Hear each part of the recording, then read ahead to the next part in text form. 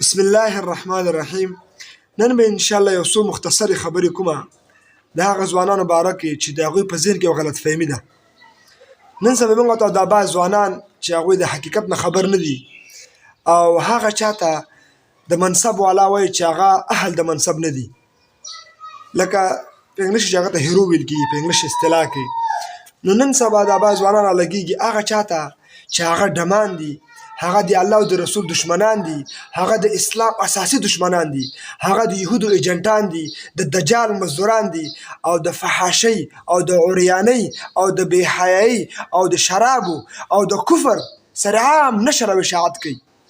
دغسې بعضې شیطانانو ته زموږ او تاسو دغه ځوانان ورته هیروګان وایي. لکه دا یو څو نومونه درته یاد کړم د دې لپاره عبرت په توګه، لکه دا شاهرخ خان ده، سلمان خان ده، امیر خان ده او دا نور خبیثان دي. موږ تاسو دا پښتو فلمونه چې ډکوي دې خبیثانو تاسو وګوره څومره خبیثان چې دي دوی دا فلمونه ډکوي. موږ تاسو ټول ځوانان یې ځان ته راکش کړي دي او دغه ځوانانو باندې دوی یو جادو کړی ده چې ولا دغه شیطانان دغه هغه کسان دي دا اصل کې چې دا ټول زناکاران دي، دا ټول هغه کسان دي چې دوی سره عام کفر کوي. هر فلم تاسو وګورئ، دوی فلم وګورئ، په هر فلم کې دوی د بت بندګي کړې ده، دوی د غیر الله بندګي کړې ده. په یو فلم کې مسلماني، په بل فلم کې کافري، په بل فلم کې یهودي، په بل فلم کې نصراني، په بل فلم کې عیسائی. هېڅکله د یو مسلمان لپاره دا اجازه نشته چې هغه راولګېږي او هغه داسې کردار اختیار کړي او داسې روش اختیار کړي چې هغه د غیر الله بندګي وکړي.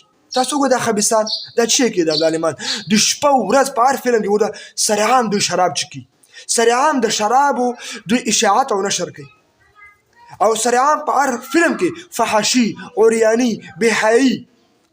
ای موږ ته ځوانان بیخي دې ته فکر نشته او دغسې شیطانانو ته دغسې رذلانو ته داسې د یهودو ایجنټان دي، دوی د یهودو لپاره کار کوي. دوی دا کومه چې هالیوډ ده، بالیوډ ده، دا نور چې کومه دا پېښور کې ډرامې ډکېږي، دا پښتو فلمونه ډکېږي یا دغه ډرامې چې دوی ډکوي دا صرف او صرف د دې لپاره ډکې دا فلمونه دا ډرامې چې موږ او تاسو دغه ځوانان طبقه دا د اسلام نه لرې کړي، دا د قرآن نه لرې کړي، دا د مدرسو نه لرې کړي، دا د جوماتو نه لرې کړي، د دوی په زړه کې د الله او د رسول عظمت کښېنوي. نو دوی همدې لپاره کار کوي. دا خبیثان د اصل هیروګان نه دي بلکې دا چې دي دا د الله او د رسول دشمنان دي. دا کسان چې دي دوی په اصل کې شیطانان دي، دوی د یهودو ایجنټان دي، دوی د یهودو لپاره کار کوي او دا ټول ډمان دي. ښه دم ته څنګه ته هیرو وایي؟ هیرو خو سلطان صلاح ایوبي ده، هیرو خو محمد بن قاسم ده، محمود غزنوي ده. اصل هیرو دغه دي، اصل هیرو نبی علیه الصلاة والسلام ده، ابوبکر صدیق ده، عیسی علیه الصلاة والسلام ده، ابراهیم علیه الصلاة والسلام ده. ته دغسې ډمانو ته دغسې بېدینه خلکو ته چې د اسلام په جامه کې اسلام تخریبوي، د اسلام په جامه کې د اسلام بیخکندي کوي. ټول وګوره کله یو فلم کې د بت بندګي کوي، بل فلم کې به کلیسا ته رواني، بل فلم کې به مندر ته رواني، کله شراب څښي د شرابو اشاعت کوي. بېحیایي خو په هر فلم کې عام ده. د موږ او تاسو دا ځوانانه طبقه چې ده دې نه خبر نه دي. د موږ او تاسو په نظ اصل هیرو هغه څوک ده چې هغه د الله دین ته خدمت کوي او قرآن زده کوي او قرآن نورو ته ښیي. حدیث تاسو اخره کې وایم خبر نه غټومه. که موږ او تاسو وګورو په دا پېښور کې چې دا کوم ځان ته پښتانه وایي دا کومې دلته رنډۍ خانې چلی، زناخانې چلی، بېحیانې چلی او بیا پښتو فلمونه او ډرامې او دغه سریالان دوی جوړوي او دا بیا موږ او تاسو ځوانان او کورو کې خلک ګوري. نو دا څومره اسلام ته ګوره ضربه ده. ګوره دغه ډمانې دغه اسماعیل شهید او دا جنګیري خبیث دا لعنتي د باندې الله لعنت ده، د باندې رسول لعنت ده. د کوم کار اسلام سره برابر تاسو ماته وښیئ.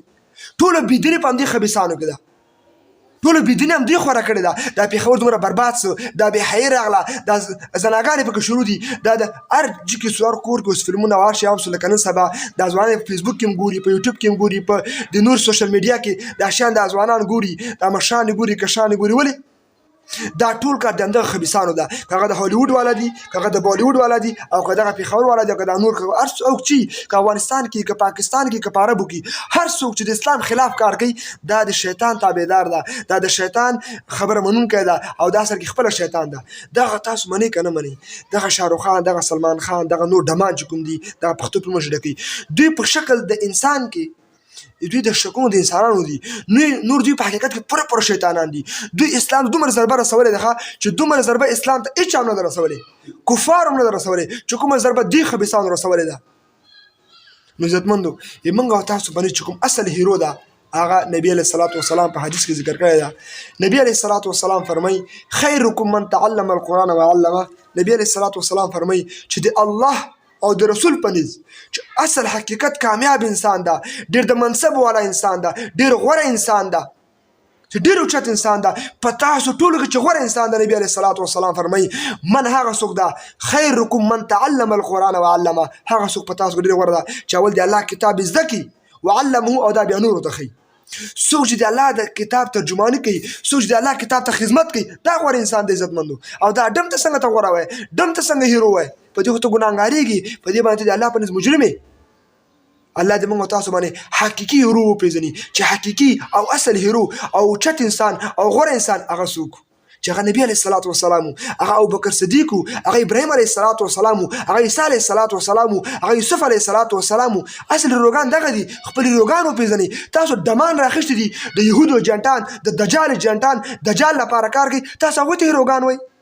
افسوس ارمان ده چې الله آسماني کتاب رالیږلی ده، موږ او تاسو آسماني کتاب پرېښی ده او بس دغه فلمونو پسې دغه شیانو پسې لګېدلي او د هغه چا ته چې د الله او د رسول دشمنان دي، د الله او د رسول د دین مقابله کوي، هغې ته هیروګان وایو.